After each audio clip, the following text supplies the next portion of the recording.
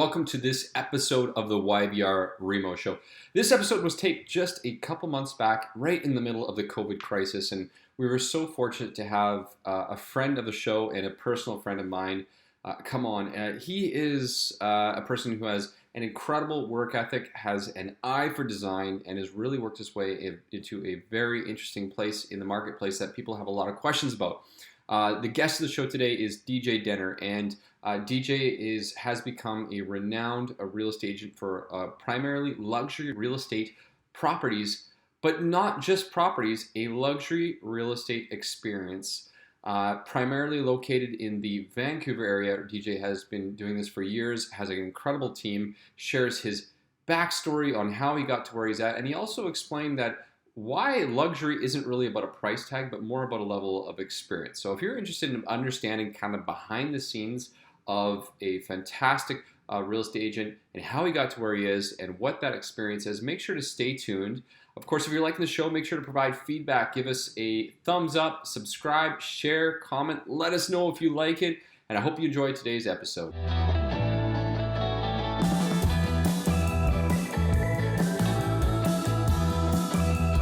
What's up, guys? You are listening to the YVR REMO show, where we talk all things Vancouver real estate and mortgages, take boring topics and make them interesting. Make sure to stay tuned to listen to everything you need to know how to put cash back in your pocket, create wealth in real estate, and simplify the complicated.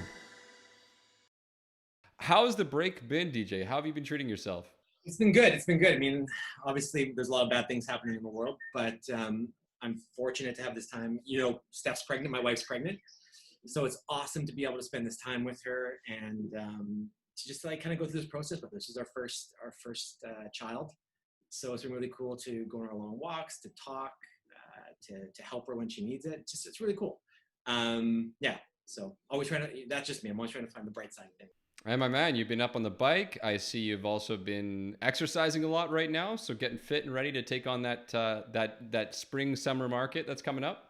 I just think this is a great opportunity. If I were to come out on the other side of this and not have advanced or improved at all in my habits or in life in general, I think I would look back and I just feel like I wasted time. So we've got all this free time right now. So I am 100% dedicated to just being all I can as far as just, you know, healthier, eating better, better fitness, better agent, better husband, getting ready to be a dad. So everything I can do, I'm going to do.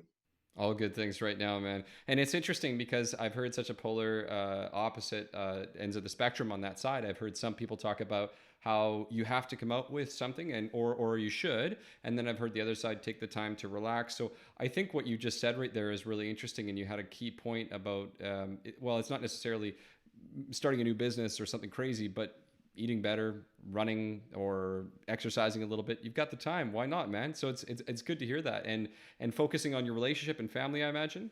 Yes, 100%. I mean, I think when this all started, we all thought to ourselves, what are we going to do? You know, what are we going to do? No one's ever been through anything like this in their entire life. And I set the bar really high to do a lot of things right off the bat. But, I just took a step back and I looked at what was important to me.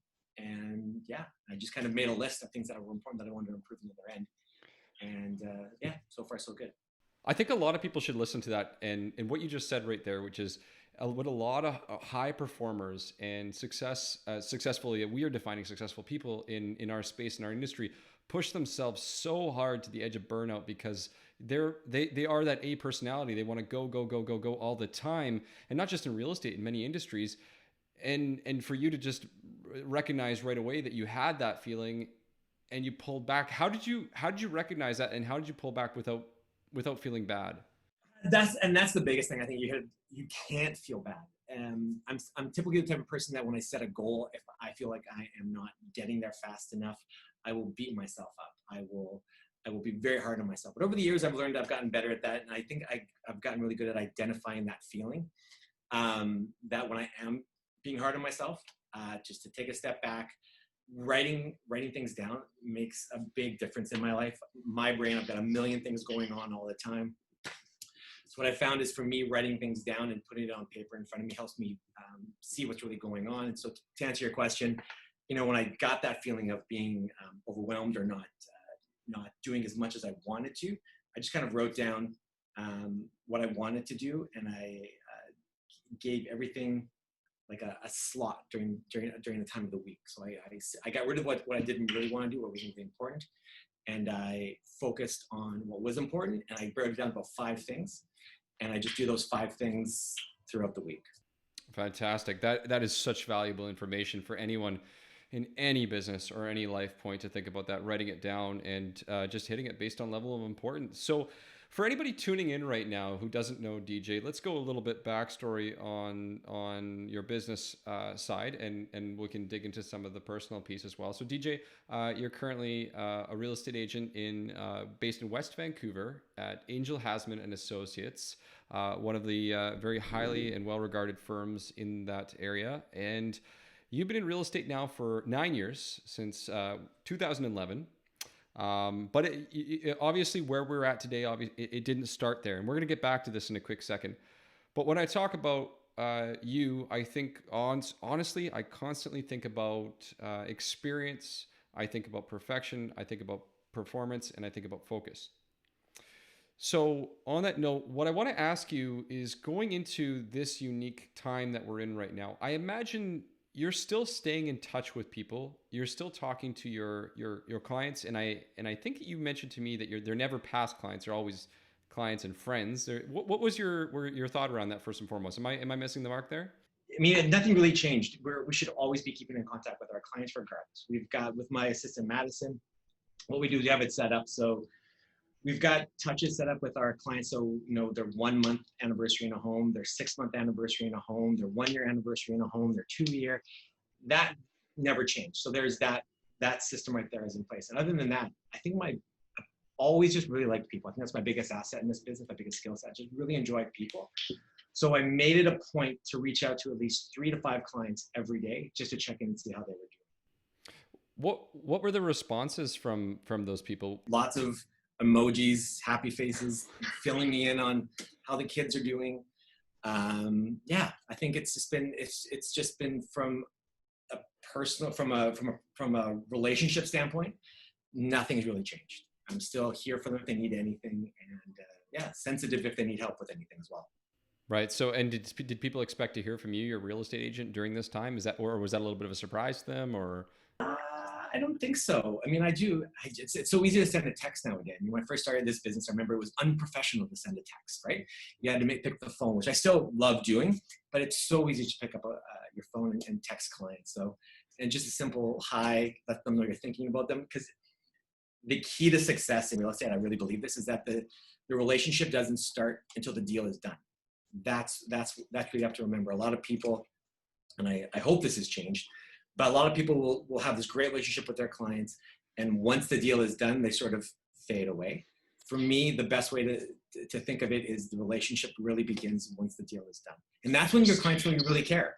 It would be hard for a lot of people to believe the opposite of what you just said, but it is very commonplace in this industry. I heard from people who said, "Oh, I don't know it's not a good time to call. Why would the real estate agent be calling or mortgage broker?" And I know my feelings around that are very strong, which is that this is one of their biggest assets. This is a very emotional experience from the beginning. And ideally, we built out that kind of relationship where they would want to hear from us if something were to ever happen. And our feedback was nothing but positive, always. So it says a lot about who you are and the way that you operate your business and why you're having success, because you have the mindset of that relationship starting then. So right now, 7 weeks ago, again, this hits. What did your business look like? Like, how did you react in your business? Did it change the way that you were marketing properties? What was that like during that time frame for you and your team? I mean, right away, we were watching the news, of course, every day, like we always do, but we were really glued to it every morning, becoming and really understanding what we were dealing with. Once we started to understand just what we were dealing with, what we started to do was any new clients that reached out to us, what we would do is we would ask them questions that we wouldn't normally ask. Typically, when someone wants to list a house, when they're ready to list, let's do it. But let's say they've got a family and small kids, and they want to list, or they're thinking about listing, We were sensitive to what a showing looked like in by today's standards. We have to be very sensitive. So we let them know that we would pre-screen all of any buyers that came through. Once we were there, these were the precautionary measures we took to make sure that nothing would be contaminated. We limited the number of people in the house to only the 2 decision makers. So typically, sometimes they bring grandparents and so on and so forth, which is great. But I think in these times, we let them know that we're only letting 1 or 2 people in, the principal decision makers.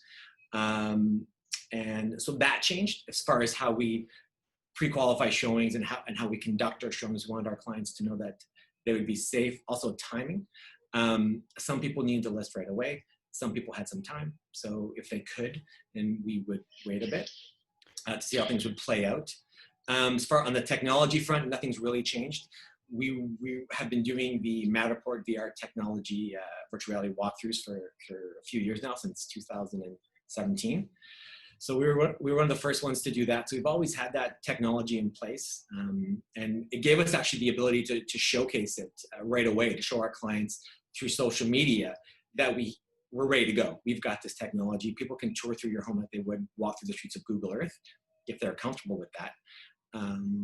So I mean, not much has changed other than those 2 things. So do you anticipate that through this, because you've already been doing the Matterport, the VR. So if anybody who's watching this or listening to this doesn't understand what VR is, could you give them maybe a 15-second snapshot of what is that? Because I think a lot of people hear that and they're like, what's a virtual showing? I don't know.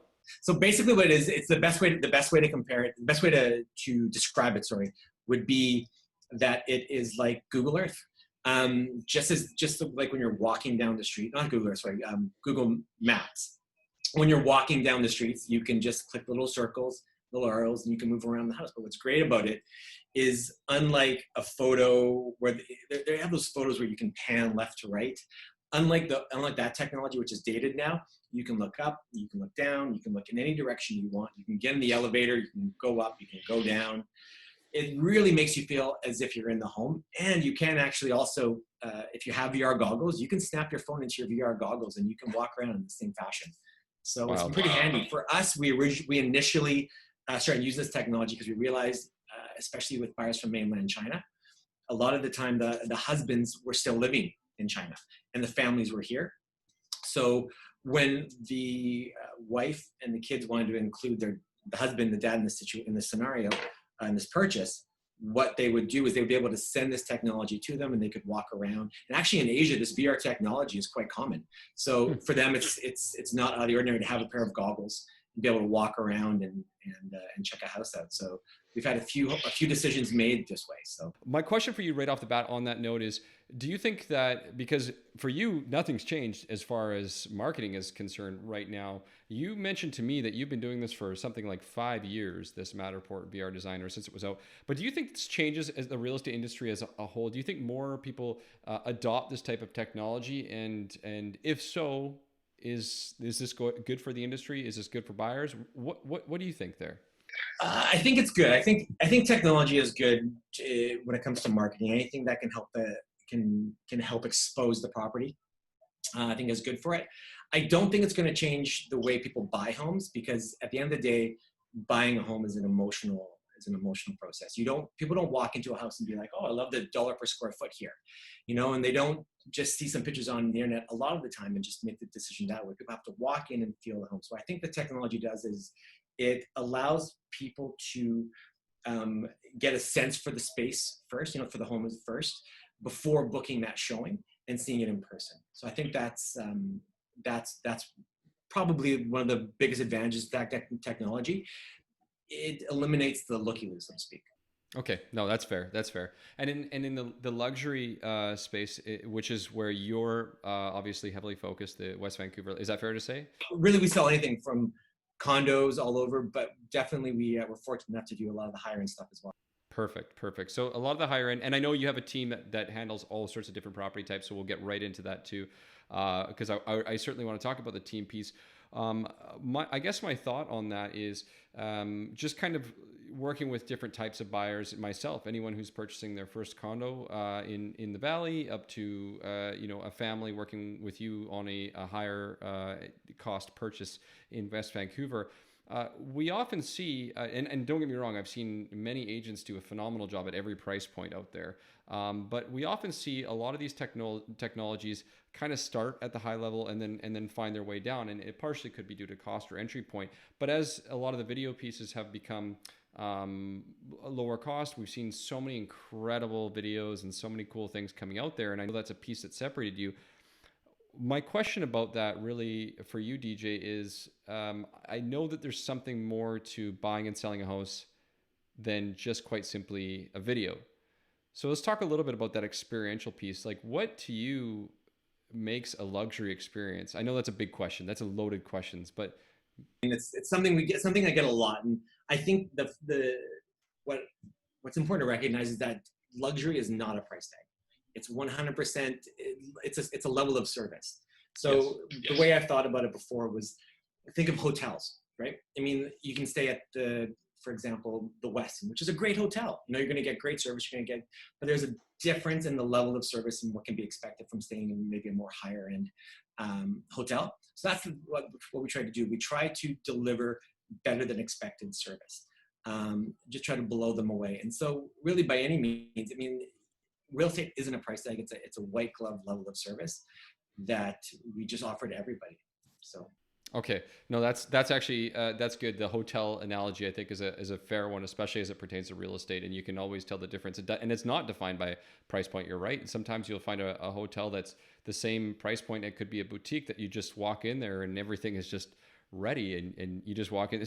So I think it's a feeling more than anything else. Moving forward on that note, I want to talk. So feeling. We talked about different types of properties. Let's speak a little bit to some of the people that are listening right now who are leaders in their family or their business or in the real estate industry. One thing that you have is a partner in your business, Nick, who's also a good friend, great guy. You and Nick have built an incredible team of agents. So let's just chat about how did you lead? How did you and Nick, I should say, lead during these times in this pandemic? And what were you faced with that maybe you didn't expect? Was there anything at all in how you reacted, or if not, what did you guys do? I think as a team, I think one of the biggest things in our team is that we all have a high level of trust for each other. We care for each other. We're really close. So when this all started, right away we discussed what we were going to do.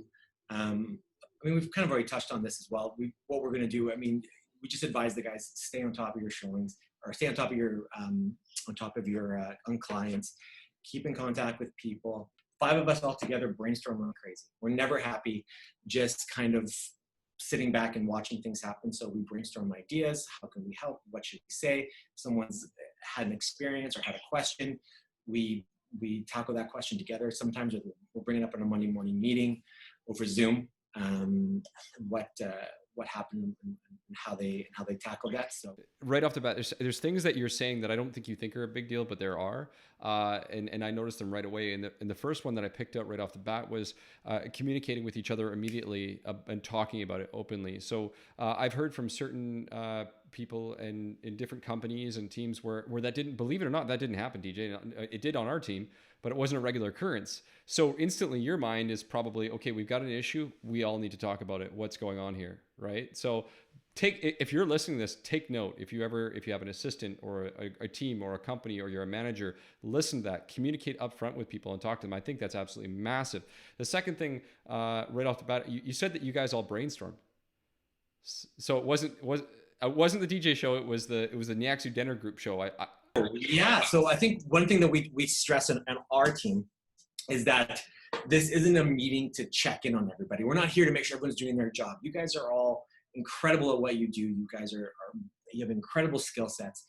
Think of these Monday morning meetings as a mastermind session, you know, as an accountability program for each of us, you know, to make sure that we're all staying on track, keeping to what we say we're going to do, so on and so forth. And that includes me and Nick, so on and so forth. So I think the mastermind session is huge. We all have different experiences and we all learn from them. And then we share those experiences and how we came out the other side. So we can all grow together and help our clients better. That's massive. Okay, so mastermind session, having conversations, treating everybody as an equal, making sure that everybody's on the same page. Again, you might think these are normal things, but they are not, believe it or not. So that says a lot about. And so for anybody who doesn't know your team, maybe you want to give a quick shout out to the members or the names of your team. Who do we have? So there's myself, Nick Niaxu, Chris Lazarek, Chris Langlois, and Jack Liu, all superstars in their own right. Really lucky. It's been awesome to watch these guys. A lot of these guys have been with us since before they were licensed, and it's been an awesome experience watching these guys go from day one, no clients, to where they are now. And I think what the one quality that we all share was a few, but I think the biggest one is the level of care we have for our clients and what we do. We don't look at our clients as just another listing. We know their names. We know their kids' names, and we all have the same mindset where when we're hired for a job, they're asking for our help. And this is what we have to do. So these guys are great. Again, Chris Lazarek, Chris Langlois, Jack Liu, and Nick Niaxu. And Madison Holman, our assistant, who's an absolute, she's our boss. She's the real boss. Smart man. Smart man. So you mentioned right off the bat, you said a lot of these guys have been with us before they were licensed. For someone who's experienced now, grown a team, you've had some people come and go in the past, and you're now having a team that's gelled together for years. And I can speak from personal experience. I know everybody. They're such an incredible personality. Everyone's very empathetic and they care. What is it that you look for when you try to bring someone on? Like what is it? Is it a feeling? Is there an interview? Like what is that like? I think the biggest thing, first and foremost, is empathy. We want you have to have empathy in order to not just do this job, but just to be good at what you do. I think really you have to have empathy, a high level of energy. I'm a high energy person. If someone's just sitting at their desk all day and moping or complaining, optimism is a good thing as well. These are all things that we look for, but a high level of energy, high level of care. I think that's one of our biggest strengths is the level that we care for our clients, and not just the clients themselves, but the job that we do. I think all these guys, they're incredibly fastidious when it comes to the marketing process. They are in the house, directing the photographer, directing the video team, so on and so forth. So all of these guys have a high level of care as well. So I think those are all big assets that we look. So infectious, they have passion, they're empathetic, they care, they're detail oriented. On that note, one thing that I've learned in my experience in getting to know you is that you are detail oriented, you are focused. Every communication that we have, I can tell that you are looking at little details and pieces. And has that always been the case, DJ? Do you think that when you started, did you have that same level of like little bit by bit, or is that something you developed over time? Something happened, like in my life, speaking personally, in my life, I think I've always had, since I was a little kid, my parents have always told me, you should be in marketing. Since I was a little guy, I've always been very creative with a big imagination. So I definitely attached to that aspect of the business.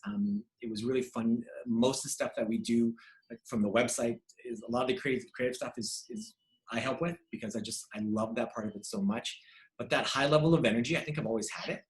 I think I've always just been naturally really optimistic, very happy, and it's easy to do when you find something that you love to do.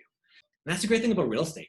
It's law, it's marketing, it's people, it's problem solving, it's beautiful homes.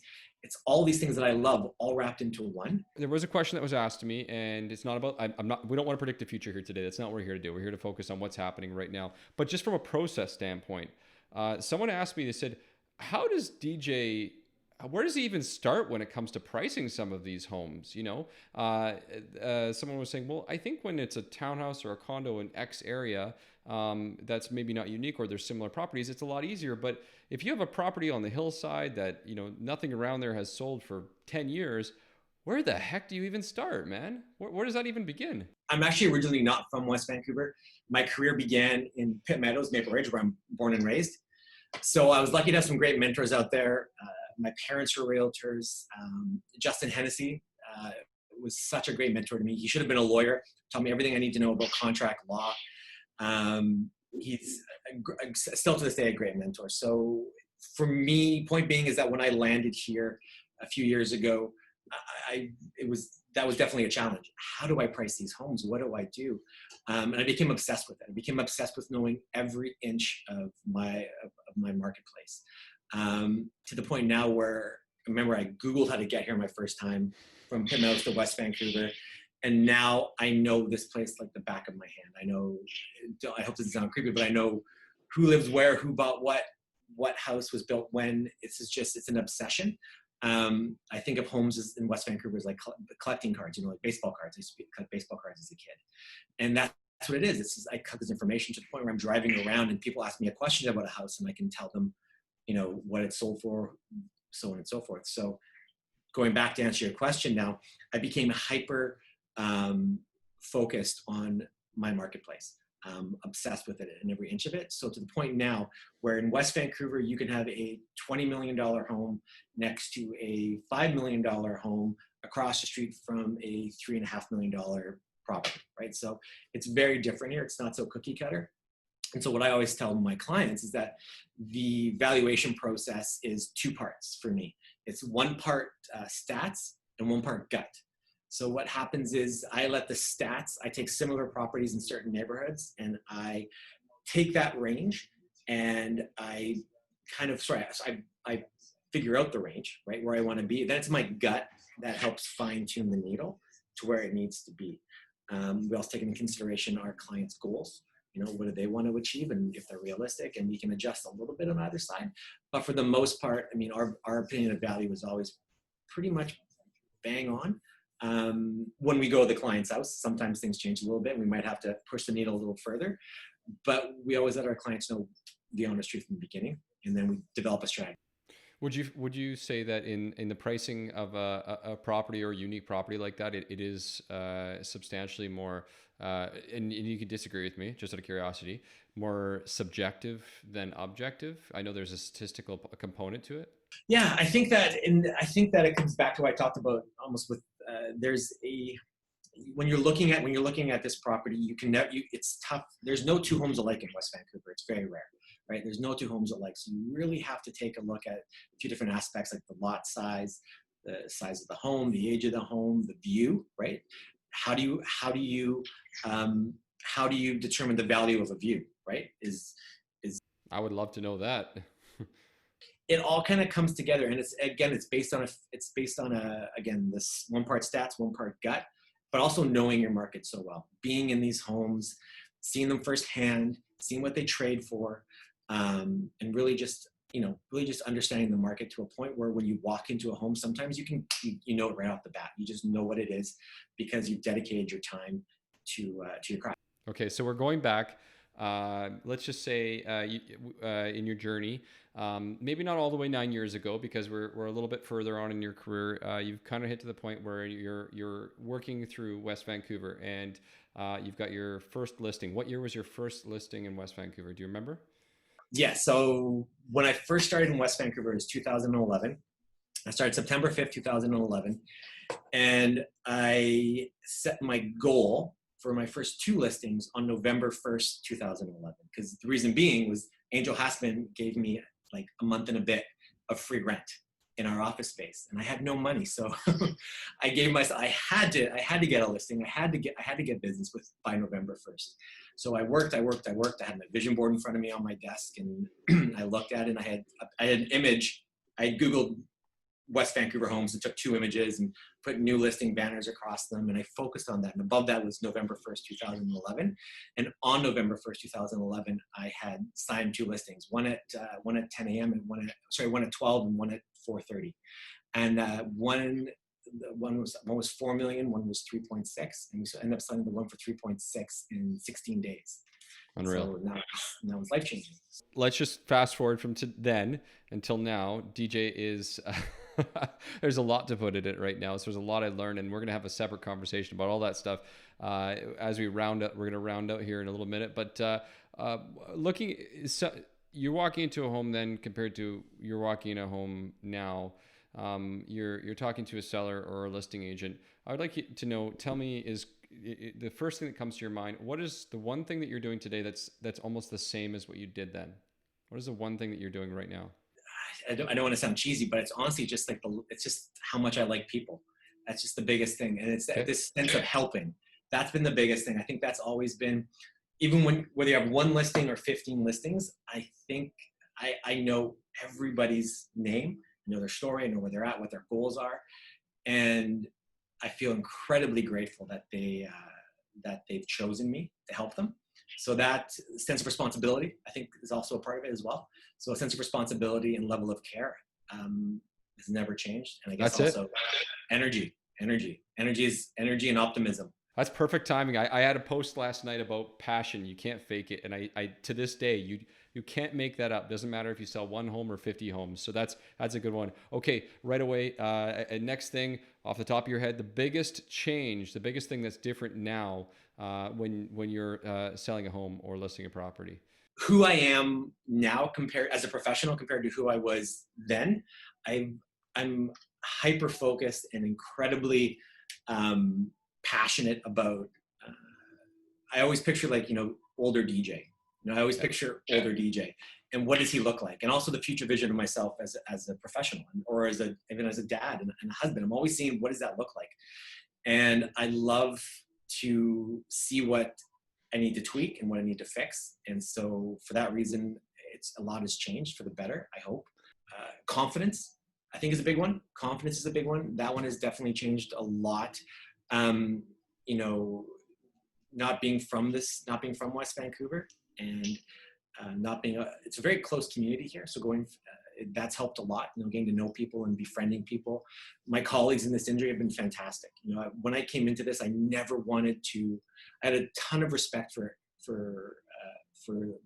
my colleagues and agents in this industry who have found a great deal of success. So I've never wanted to attack them or butt heads. So I've been very grateful and for their help over the years. And they gave me such words of encouragement throughout my career, which helped my confidence grow. DJ, what is the biggest, what's the word here I'm looking for, misunderstanding about the quote unquote high end or luxury real estate? The biggest thing that you're always like, no, that's not the case. The number one thing. I know that right away. Perfect. So when I first started in real estate, everyone asked me, I knocked on every door in West Vancouver, literally every door in West Vancouver, and some of the biggest homes. Some of them you would have thought they were hotels. People always say to me, how do you do that? Aren't you afraid that they're going to be mean? So many people just assume that because somebody has a great deal of wealth or a big house, that they're going to be mean. They don't want to be bothered. I maybe have had one angry, I wouldn't even call it angry, but one person that was maybe slightly rude in my entire career. So I think that's the biggest misconception with the high net worth individual, with the luxury market, is that they're mean. And there's some lovely people. They're incredible. You can have no money and be a jerk, right? You can have a lot of money and be a jerk. You can have no money. I think all that wealth does really is, I hear this all the time, it amplifies who you already are, right? And I've just had nothing but great experiences with the people here in West Vancouver, and I'm incredibly grateful for, yeah. The thing that I've known about DJ in his time, if I may speak about it, is that he's always been very much willing to give away what he's received, and that's learning and education and information. And I know that they're working very hard to build out some programs for agents in the future, or some form of mentorship. Maybe speak to that a little bit, DJ, if someone's interested in learning from you, maybe not today, but in the future, what would that look like? What are your plans down the road there? Do you want to share in that? The biggest thing, I mentioned before, I've had so many mentors throughout my career. And not just people in person, but there's been some great mentors in books and videos, but also even through Instagram now. I've made some great friends with Daniel Daggers in London, who's a top professional, Dina in Miami. There's just been some great guys who have just shared this wealth of knowledge. So one thing I truly believe is that success is not something you do alone. Success is something you bring with you. And we don't learn all this stuff just to keep it in and just to keep it for ourselves. We learn this stuff to share. So, and that's one thing I'm very passionate about. I love to help people, especially when someone has it. Like sometimes you meet somebody and you kind of feel like they're maybe into real estate, and they're not. They don't really have that energy or that passion. But when I meet somebody that has a passion for real estate, that loves what they do, and they might be stuck or whatever, God, I can spend 4 hours with them. When I say only have a half an hour, I end up texting my assistant, push it back, because I just want to help. So there's these strategies and systems and things that I've put together over the years since my first day of real estate. I've been hyper obsessed with what does it take to be successful in this industry? What do you need to do? Like, how do you do it? Because there's no real estate university, right? There's nothing where you learn how to do your job, or there's no on the job training really either. So I was hyper focused on what to do. And so through that, I created systems and models and strategies. And since then I've implemented them myself, and I've passed them on to other agents, and it's worked for them. It's taken agents from just starting out maybe in some cases just about to quit, to within 6 months, a year, have them reach their goals. So once I saw it working for them, I was excited to share it with others when they came to me. So as far as what Nick and I are doing, I'm just trying to find a way to put things on paper, because it does take a lot of energy to sit down with somebody for 4 hours or 3 hours or 2 hours or even a half an hour sometimes. And, this is the middle of your workday, right? This is the middle, you have to go back to your meetings. So what I do is I'm putting together a package where I can give it to agents, and they can kind of see an overview of all my strategies and my systems and so forth, so that it'll help. No, so that was a lot to take in. So to sum that up, I think thank you, DJ, for explaining that. But more or less, from what I understand from what you're saying, is that you're basically taking all of your learnings from the past 9 years, all of your mentorship, all of your teaching, all the strategies that you work from you, and essentially building a platform that you can support other agents that they can reach out to you to find out about. So we got one quick question, and I know you got a lovely wife at home waiting for you, and I think she hopped on here a few minutes ago. So there's no hiding it. So I got one question here from Nick, and then I got one question of my own, unless anybody else hops in here. So Nick's got a few questions, so we'll just do a quick one here. He's just looking for one tip for someone who's been working in residential, and they want to make the jump up to the quote unquote higher end or luxury real estate. Is there one specific thing that you could share with this person? Be the most knowledgeable professional in that area, right? If you're, let's take Anmore, for example. Let's say there's some beautiful homes out in the Port Moody Anmore area, and there's a lot of great condos and so on and so forth. Let's say you want to be the Anmore specialist, then be the Anmore specialist, right? Know everything about that market. Know every person in every house. Just get out and meet people. That's the biggest thing. I always say that there's two parts to real estate. There's, think of it as a scale. On one side of the scale is the business of getting business, and the other side of the scale is the business itself. So here you have like the door knocking, the letters, and so on and so forth. And this side of the scale, you have the showings, the negotiations, the meeting with new clients, so on and so forth. Everybody wants to do this. Everybody wants to do the business of the business of real estate, and everybody has a tough time with the other one. So what I tell people is, you have to, in the beginning, obviously focus on the beginning, the business of getting business. And from that, the scales will start to tip. So what tips the scale? People. The more people you put on this side of the scale, the scales will start to tip in favor of the business of itself, doing the business. So get out there and meet the people. Meet the people in those homes and add them to your database. Make sure you have a bucket to put them in. Make sure you have a CRM system. One of the biggest things I think also will be yourself. I think that's something, a lot of advice people gave me when I first started. People used to walk into my office when I first started and used to say, got good energy, so on and so forth. Just don't stop being yourself, right? Don't let this business change you. So I think that's the biggest thing too, is never stop being yourself. Don't think you have to start wearing crazy expensive clothes or whatever, or change your personality. Just be you, but just be more knowledgeable in that sector. And it'll grow from there. Get hyper focused. So go to one area and get hyper focused and know more. Get to know the people and get to really know who they are and the people, and keep their information so that later on down the road you can stay in touch with those people, of course. And don't worry about what other people think about you, right, DJ? And make sure to take it. I love what you mentioned about what Daniel Daggers had said earlier. Who gives a shit, right? Or something like that. Who cares? That's fantastic information. That's fantastic feedback. I would agree 1,000,000%. Focus on the people. focus on the specific area because they're the ones who are going to be really the goal at the end of the day. DJ, we've taken up so much of your time, man. You're such a legend. I appreciate you taking this time out and being a good friend. DJ, thank you so much for joining me tonight, my friend. And we'll obviously be in touch soon. Thank you, guys.